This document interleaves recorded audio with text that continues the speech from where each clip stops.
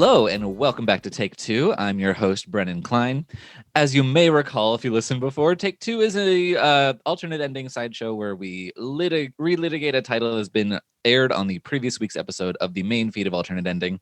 Last week, Tim, Rob, and Carrie gathered up to talk about their top 5 Studio Ghibli movies, or in the case of Rob and Carrie, the 5 that they have seen, delicately ranked. But I am here to talk to Carrie about her favorite, and I'm editorializing, I'm putting words in her mouth, but maybe the only Studio Ghibli movie you actually like, which is Ponyo. That's true. What was my second pick? It was another one that was okay. You had Kiki's Delivery Service. Kiki's Delivery Service. That was pretty cute. That was so maybe one of two.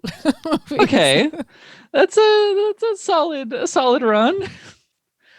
But I think that what we should kind of anchor this conversation around is how did Ponyo become if we can assume that as a rule the Studio Ghibli style is not really doing it for you, what about Ponyo really dragged you in? Because you seemed genuinely excited by Ponyo. That's a good question. I think what I'm realizing is tell me if I'm wrong in any of this. So okay. It seems like there's this distinction in the movies where some of them are meant for adults and then some of them are meant for children. And this seems to fall on the spectrum of for kids. And I think that that's what I need. I think I need the 10 and under version of Studio Ghibli in order to like it. I think that's where I'm at. Okay. Yeah, I think that makes sense. Or at least there's like different tones. Although I would argue that My Neighbor Totoro, which you do not like, is definitely for the that same age range. I need to rewatch. I think I'm cynical maybe for no reason. So I think I'm gonna rewatch it with the kids now, and then I will admit if I'm wrong. But I won't yet. No worries. But yeah, I mean, okay, look, I wouldn't say I'm an expert in Studio Ghibli. Like that's what you have Tim for. But I would say with a few exceptions, basically they are making movies for kids, but just I would say different ages of kids. Like, the 10 and under crew versus the like middle grade. Like, I don't know that a 6-year-old will be entranced by Princess Mononoke or like Howl's Moving Castle necessarily. It like we've got like Ponyo is definitely in the band of like bright colors, very simplistic storytelling that is more indicative of those earlier ones like Kiki's Delivery Service or Totoro and things like that. Yeah, and I think I don't mind the fantasy. So I like the fantasy of, yes, it's probably unlikely that like a small little minnow fish girl will come out with a face, will emerge from the water and then like magically will herself to have appendages so that she can walk and fall in love with this little boy. Probably unlikely, but it's something different that it's doing than where like what's the worst one? I can't remember the name of it that I had to watch, but it was like there was this parade and there were these giant cats and there were these parades and then people were just like eating food and binging on food and then there were which one am I talking about? Are you talking about Spirited Away? Yeah, that's the worst one for Carrie, sure. See, you asked me to tell you when you're wrong, and this is a time. Look, it is okay to not like a movie. Everyone has an opinion, but Spirited Away is so good. I don't think you even know. I think it's cool to like Spirited Away. I don't think anybody knows what's happening in Spirited Away. I think you're just like pretending. Like it's so all over the place. It's so bizarre. I don't even know what happened, and I need to understand what happened to walk away liking a movie, I think. Okay, well, I think in that case, Ponyo is serving you well because almost nothing happens in Ponyo. Exactly. And by design, it's very much a hangout movie with a little fish girl, essentially, and Sosuke, the 5-year-old boy who they're in love. That's just a thing. Kid super love cute. Weirds me out. It is super cute. Who weirds you out? Well, just the idea of love. Kids being in permanent romantic love. I'm like, I don't think they're capable of that. But this is a fairy tale, It's a fairy tale. It's not entirely realistic. It's again unlikely that like the water would be able to chase you and like grab you and like it was. Yeah, in the movie. I mean, no, you're right. Everything is not in the real world, or the in the real world, your house on the mountain is not surrounded by waves that are higher than your house and untouched. It's true. It's true. I have to ask you too, though, before we go into this a little bit more. What's your favorite? What's your favorite Ghibli on your list? My favorite Ghibli is Spirited Away. Oh wow. Oh wow. I know. We're doing a follow. I'm doing a take 3 on this. We're gonna go through it. I'm gonna ask you what actually happened with like true false questions, and then when you get a 30%, I'm gonna be vindicated from this. Look. I think I could tell you enough about the plot of Spirited Away, but that's not really what's important to me about Spirited Away. Spirited Away to me feels like it's in the same world as have you seen Pan's Labyrinth by Guillermo del Toro? I own it, but no. Got it. Okay. I mean, Pan's Labyrinth is very much for adults. It's very violent, very scary, or at least spooky and intense. But to me, it feels the same way of this like imaginative child being plunged into this fantasy realm that's more strange and terrifying than like what you would think of in like a normal fairy tale. Even though Spirited Away, it is softer, but it isn't any less dangerous to Chihiro, essentially. And just learning to navigate it and just seeing these kind of incredible visions of things that couldn't possibly exist. And that appeals to me a lot. Okay. I mean, I think there's other people that agree with you, like 2 or 3, so I'll let it slide. But where does Ponyo fall on your spectrum? See, and that's the thing, because like I don't dislike movies made for young kids. And I would say Ponyo is a spectacularly well-made movie for young kids.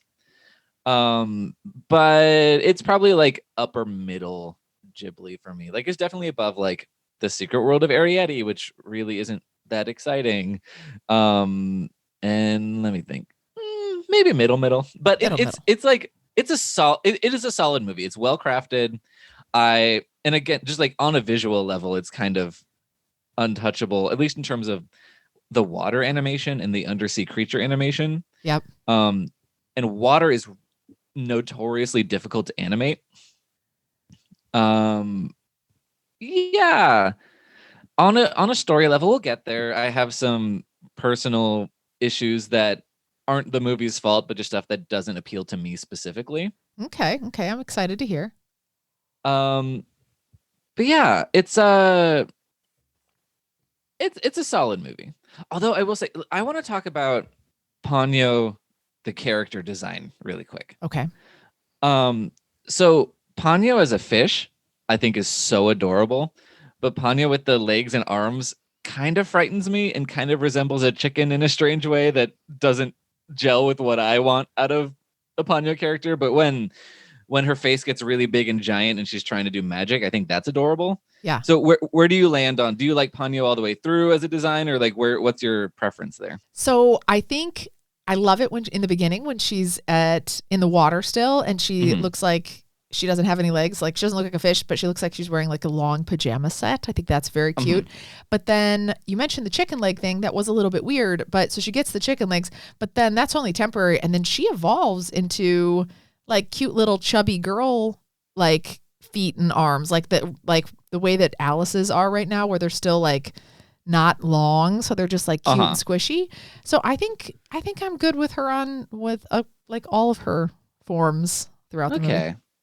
Yeah, I hear that. And also there's a kind of established tenet of drawing and animation where it's like huge eyes and kind of a tiny head is the way to draw adorable children, and they really, really accomplish that with Ponyo. Yeah. And her eyes are drawn completely differently than any other human character in the movie, because the human characters tend to have normal anime eyes, which is the kind of like big tall eyes with the glowing circle for the pupil in the pupil. Yeah.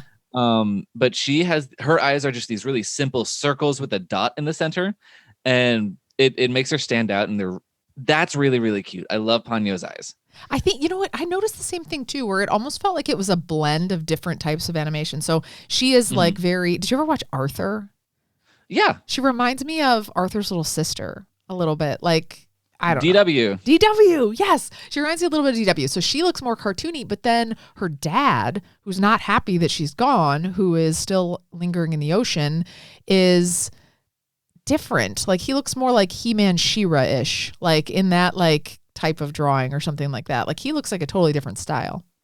Yeah, and the design choices around the dad are really really interesting, because this was another thing that exposed the way that the gender binary has taught us to think. But I was like, okay, this person has really long, beautiful, flowing red hair and like rouge and eye makeup, and then they speak with Liam Neeson's voice, and I was like, I did not expect that.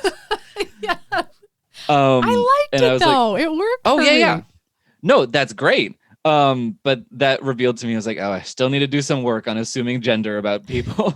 See, take note. Do Mhm. you what year was Taken? Do you remember? I think it was the same year as Ponyo. I want to know which one came first because now I'm going to Hold literally on. attribute like the hiring of either of those roles to whatever, because this is essentially he's playing the exact same role in Ponyo as he is in Oh yeah, because Taken. Ponyo is Taken. But yeah, so Taken was 2008. Let me double check because Ponyo's Ponyo's also oh 08. 2008.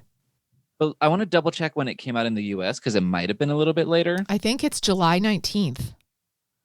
Yeah, but 2009 in the US. Oh, so Taken. So Taken, we would have gotten Taken a year before the dub of Ponyo was released. Okay. So I bet he was harnessing so many of those skills, that special set that he had in order to produce Ponyo. And that's probably why it's such a powerful role for him. I think you're right. But yeah, so sorry, back to Ponyo's design. The other thing that like just doesn't specifically appeal to me is that the white part at the bottom of her pink dress looks too much like a diaper. Oh, it does kind of. Which just for me was not my favorite thing. I was like, I don't want to think about diapers right now.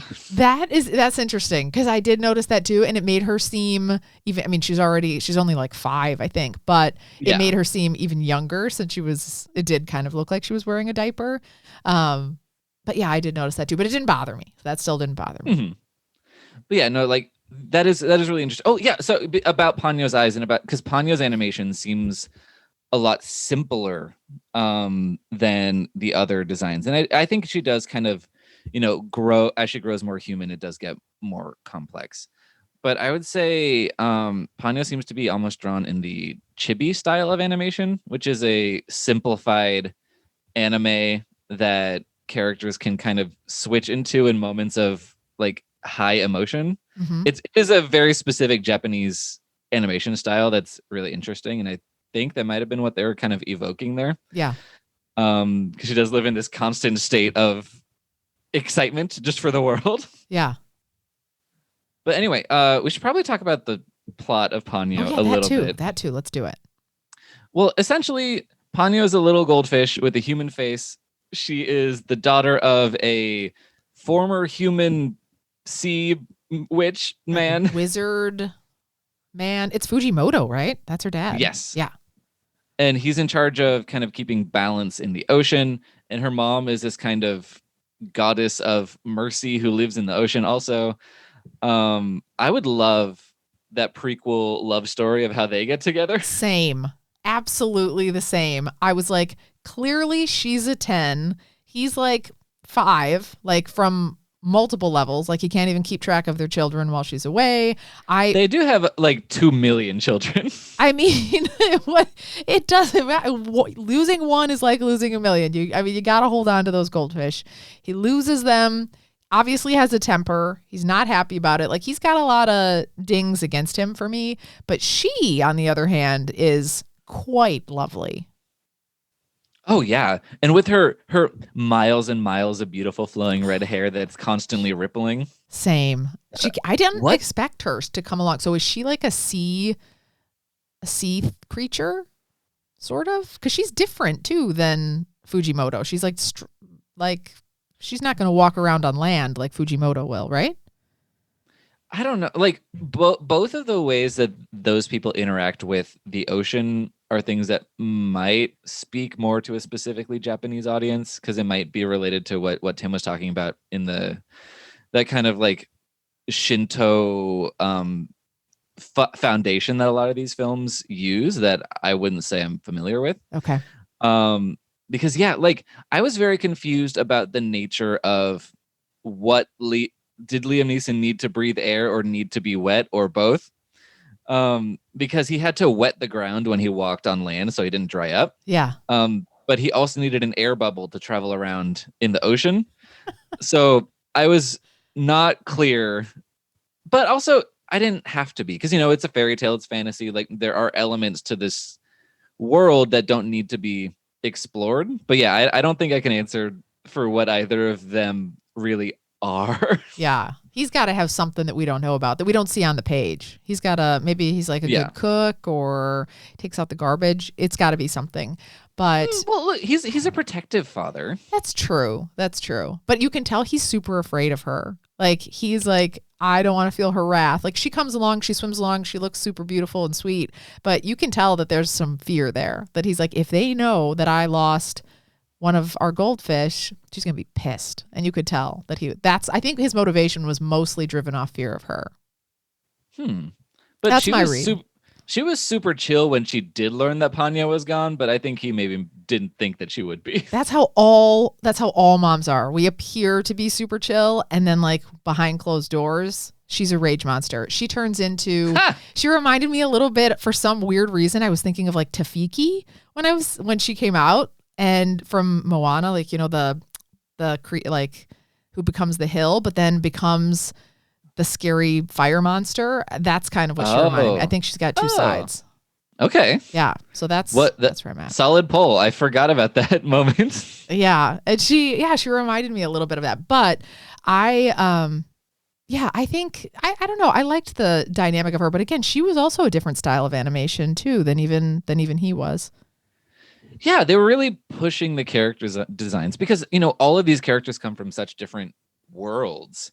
Because there's a human world and then there's whatever mer goddess world that she's living in, and Ponyo is kind of in between the two, and it's kind of like the different levels of being part of the ocean or part of the land. I guess it depends on how you're animated. Yeah. Yeah. Okay. So yeah, Ponyo is this little goldfish. It's the Little Mermaid. It's what it is. But more of the original fairy tale than the Disney version, and also with a lot of added Japanese backdrop and details. But essentially, Ponyo gets washed up on shore and picked up by a little boy named Sosuke, and Ponyo falls in love with Sosuke, and Sosuke loves Ponyo. And basically, Ponyo, through her love and through her magic, forces herself to gain human form. And essentially, this plot really only kicks in the last 10 minutes and is very easily resolved. But it's like they need to prove that they're actually in love so she can become a human, even though she'll lose her powers. But if they aren't in true love, she will turn into sea foam, which is never a consequence that is really deeply considered that would happen in the movie. But that is what happens in the original Little Mermaid fairy tale, is that she turns into sea foam at the end and kind of dissolves into the ocean. Are you serious? Yeah. You mean the Hans Christian Andersen version? Yeah. So wait. So you're saying Ariel doesn't work out with Eric and she melts into foam? Yeah. Yeah. I don't think I knew that. What a terrible ending.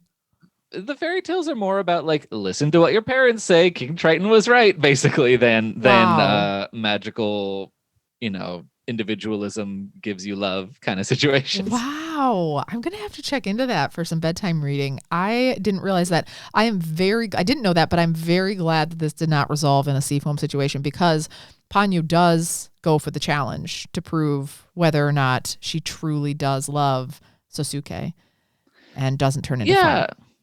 I definitely thought that the challenge would be more challenging, but the challenge was really just like, do you love her? And he's like, yep. And then they're like, okay, good. So going back to the love thing, I think kid love weirds me out a little bit too, but are they making it love, or is it just kind of like squeezy, huggy, like pet love? Like, oh, I just want like a playmate. Or do you think they're trying to push it as love?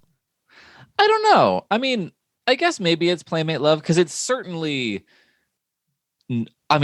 for obvious reasons, it's like non-physical love. Right. and it's she's got that diaper on, so sure. that'd be awkward. Yeah. I mean, some people are into that, but adults in diapers. But yeah, so okay, yeah. Sorry to Yeah, throw you I off. mean, Sorry to throw you no, off. it's okay. It's not clear. I mean, obviously there are different types of love, but in most fairy tales, it's like quote unquote true love. So I think that's maybe where I was coming from, but maybe that's not what they were going for. But Yeah. that's just what it felt like to me, and I did not. I was just like, I don't know. Kids don't know what they want. They're gonna change their mind in a week, and he's gonna become obsessed with Digimon or whatever, and forget Right. all about Ponyo. Leave her behind. She's gonna become a nag. He's gonna be like, ugh, I wish I didn't have Ponyo here. I want to go do my own thing. And then she's stuck. She can't go back. Now that she's fully transformed, she can't turn back into a goldfish anymore. She's lost that ability. So what's gonna happen to Ponyo when he decides to move on? I think there's a part 2 that we probably should get for this. Yeah, part 2 is more Grave of the Fireflies and less My Neighbor Totoro. Probably. A very grim Ponyo staring out at the ocean, holding her hand up to the glass of the window and crying. Oh, are you a Grave of the Fireflies fan? Is that on your list? I've actually not seen it because I know better. I need to be in the right mood. Yeah, I don't think I could see myself getting into that mood, but I do feel guilt because we did get thrown the I really wish you would have seen it. And I just, when are you really looking to traumatize yourself? I don't know. I'm not there yet, but I'll have to see. But yeah, I could see a part 2 of this for sure to see if they've beaten the statistics and they really stick it out together, because they would be now... What is this? It's been 12, 13 years. They're teenagers now. They're 18. Yeah, they'd be 18. I'd like to see this. Yeah, this. They'd be Ponyo's graduating high school right now. Does Miyazaki, does he still direct? No. I believe because he threatened to retire after pretty much every movie he made in the 10 years before Ponyo, but I don't think he's made one since Ponyo, but let me double check. He's 80 years old right now, so I feel like he's still got a couple more in him. And if you or I want to just send him a quick DM, I think we should suggest this. I'm curious. I'm just looking at him. So yeah, 1941. Oh, okay. So yeah, his last movie was The Wind Rises in 2013. So he did make one 5 years after Ponyo. Okay. And he did make a 14-minute short in 2018. But yeah. It's one of those Daniel Day-Lewis retirements where it's sometimes I'll come back and drop you a line, but otherwise I'm at home. Okay. Well, I really liked this one. I'm vowing, like you said, I think there is a distinction in the things that I like and the things that I'm sort of on. Based on the list that I had, a listener had written in and said that I should try Only Yesterday next. So I'm not done giving up my Ghibli. I think I'm going to keep going, but I'm going to be selective. So I think I'm going to try Only Yesterday. Have you seen that one? No, I haven't, but I'm relatively familiar with it. That one's definitely it's a non-fantastical one. I believe Tim had that one on his list, if I recall. I think so. Yeah, I believe, if I recall correctly, that's the one he was saying that it didn't need to be animated, in order to tell the story, although the animation does serve the story, right? So it's very much a human story as opposed to giant waves and fish crushing things and whatnot. Yeah, that's true. I had one other thing I wanted to ask you on this. When I was looking at the IMDb on this, who does Matt Damon play? Who is he dubbing? Matt Damon plays the dad on the boat, who's a very minor character. Wow. So he's kind of lost at sea. We talked a little bit about this on the Ghibli episode, but I still am not fully on board or understanding, why would Matt Damon want to do a 2-minute role in a Ghibli film, that people may or may not even know that was his voice? What's the draw? Well, let's do a little role play. You be Matt Damon. Okay. And I'll be Disney distributing Ponyo. Okay. Hey, Matt, how's it going? How you doing? Hang on, you didn't give me a second. I gotta think of his voice. What does it sound like? Okay. What does it sound like? Do you do a good Matt Damon? No, I don't do a good anyone. Oh, you're not a good impersonator. I think I could do his "How do you like them apples" the best. So maybe I'll do Yeah, Boston. yeah, do the Yeah, Boston. the Boston. Yeah. Hey there. Hey, okay. So Matt, we have a pitch for you. So we have this role we need to fill in Ponyo. It's the new film from Studio Ghibli. We just need you to. We'll send you a microphone, plug it into your computer. We need you to record some lines. It'll probably take 20 minutes, and here's $100,000. Do you want to do it? I'm busy. Oh, okay. Well, Okay. then we'll take our $100,000 and go. And give it to Liam Neeson could do it extra. We'll just do a little, he'll Yeah. do a Matt Damon voice. I see what you're saying. So you're saying it's money. They're money motivated. And Well, it's a recording for an animated film is a very small amount of effort, yeah, and you it's get some money. money. Like a lot of the time, you don't even have to leave your house if you have the proper setup, Yeah. or you can just go to a nearby recording studio wherever you are, Okay. and just he probably had 30 lines, and he said them into a microphone, and he went home, and he got to buy a car or whatever. I thought what you were going to say, see, this is where like I'm always off. I thought what you were going to say is like, these are such treasured, memorialized pieces of art that these actors don't care about money and they don't care about the fame, that they just really want to do it because they want to be captured in a piece of art. But it sounds like that is not the case. Well, I'm sure some people, when they're like, I get a chance to be in the new Studio Ghibli, I can't turn that down. This means a lot to me. Sure. But also, that that's just animation is very, very easy when you're a big actor and they want you to do it. Yeah. Okay. Well, I did not know that that was Matt Damon, so he fooled me. But and I also thought the dad was the worst. So that's good to know. Yeah. Least favorite Although, character in the movie for sure. although I will say maybe it took 40 minutes instead of 20 minutes because you do have to match when you're dubbing a Japanese animation, you have to match the lip flaps. Yep. So your lines, you can't just say them. You have to match exactly the way that the Japanese characters' mouths are moving. Yeah. That's tougher. Yeah. No, But still. totally. Interesting. Well, yeah, so my follow up to this, I'm going to go. Did you have anything else you want to talk about, Ponyo, before I give you my list of the things I'm going to see next? I think we covered it. Ponyo's a very simple, cute story. I think we covered what we needed to talk about. Give me your list. Let's hear it. Okay. Here's what I'm going to do. I think I'm going to go. Well, first of all, oops, I put my phone in airplane mode. I make lists in my phone and then can't find them. But I want to see.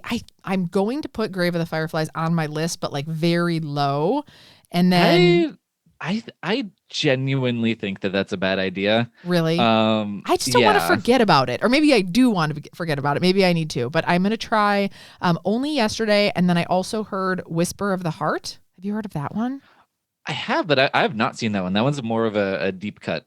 Okay, then I'm gonna give that one a try, and then I think I might do When Marnie Was There. That was high on Tim's list for me. Yeah, I think that one could work. It's kind of like it in a way, it's the closest Studio Ghibli would ever get to Portrait of a Lady on Fire. Oh, really?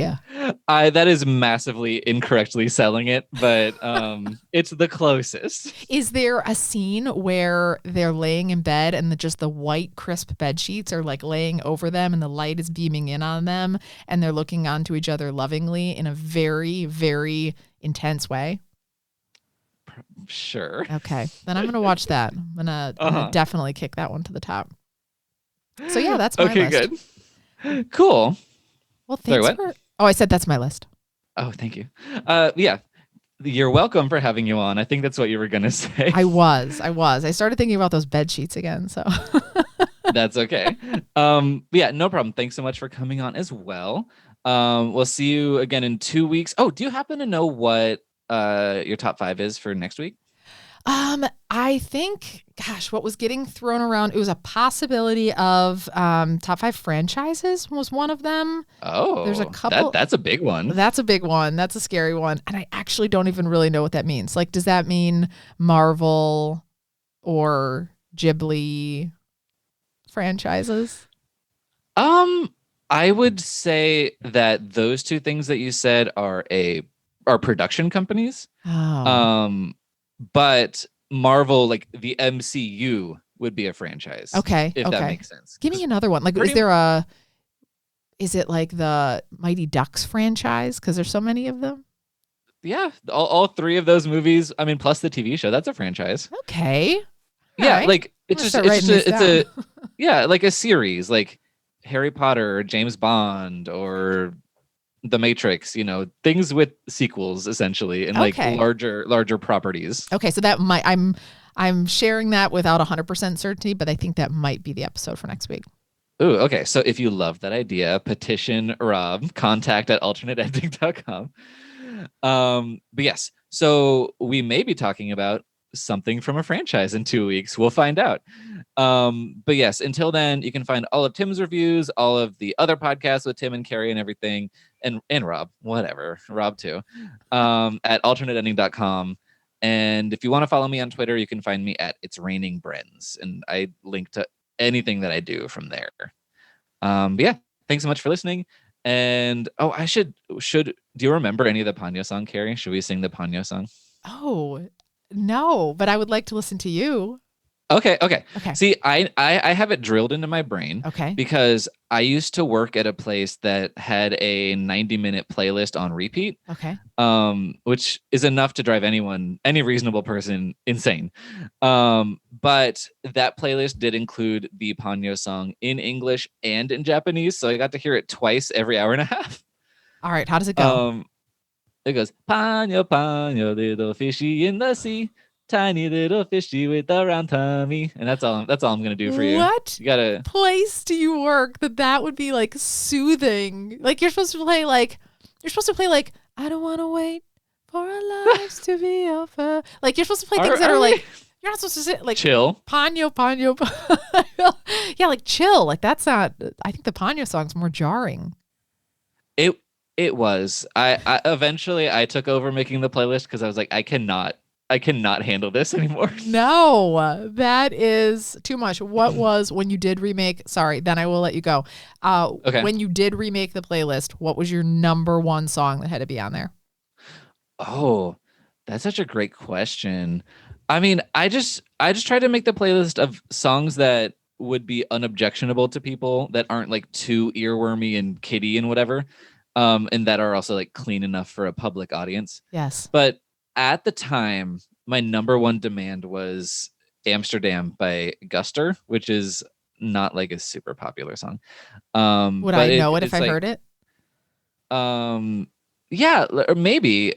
Oh, okay. It's I'm gonna write you a letter. I'm gonna write you a book. I want to see your reaction. Oh, yeah. See how it looks way up on your cloud. Yeah.